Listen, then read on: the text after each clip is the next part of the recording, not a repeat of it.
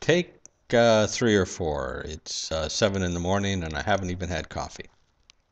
Which is why it looks so strange here, because there's very little light coming into the house yet, because it's also overcast and it's going to rain pretty bad. But I got up, had to take my wife to where she picks up her ride to get into town. She's got a long day at the university today. And I noticed in the garden this little beastie I'm about to show you. There you go. Oh, that probably works about there. It is a beautiful sweet bell pepper. You can see the size of it well, there you go. It's a nice size. It's not the biggest pepper in the world, but it's nice. And I want to talk about this pepper this morning. It's really good for me. Well, aside from the fact that it's fresh food from my own garden and doesn't cost me anything, or very little. It is good for me because it means I get out and I connect to Mother Earth and Father Sky. I connect to the fact that most things are out of my control. I can modify the bad things. If it doesn't rain enough, I can water it. If it rains too much, I can make sure there's good drainage.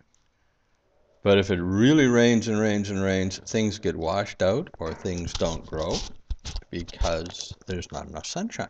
And I can't do anything about that. And that's important to remember. That is part of, excuse me here, folks. Like I said, it's early in the morning, and I was up late with astronomy, so I didn't get much sleep. But it's important to remember that we don't control very much in our lives. One of the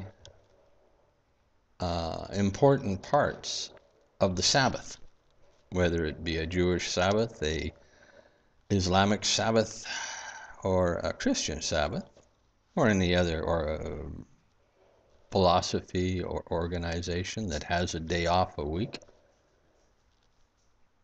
And I know they're not all called Sabbaths, but hey, I haven't even had coffee, so give me a break.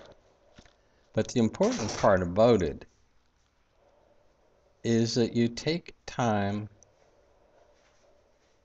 to realize you're not in control.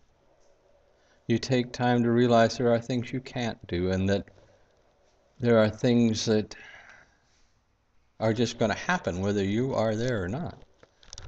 Now, there was a time when I was a deckhand on a United Church of Canada mission boat, the Thomas Crosby 5. Fine boat, marvelous, great, good institution that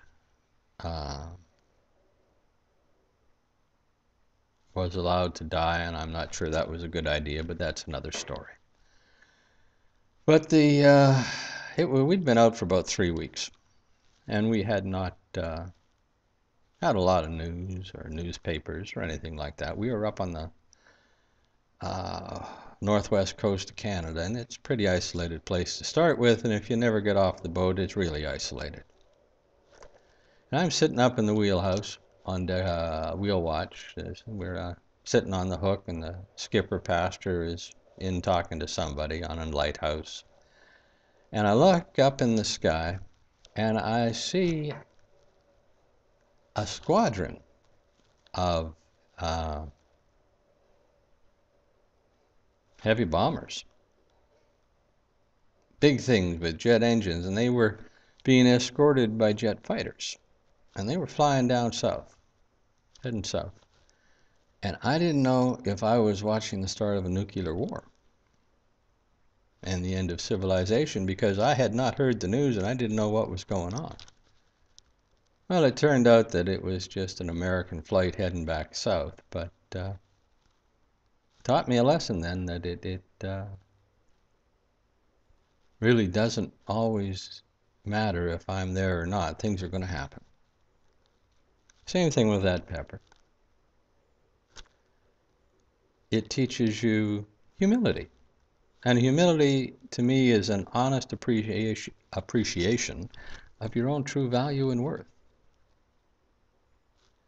No false modesty, but just a real appreciation of who and what you are and what you can do and can't do. That's humility. So there you go, folks. There, the beauty of a pepper. I love it. And it smells good too, right out of the garden. So I make a suggestion to you, my friends out there, my family.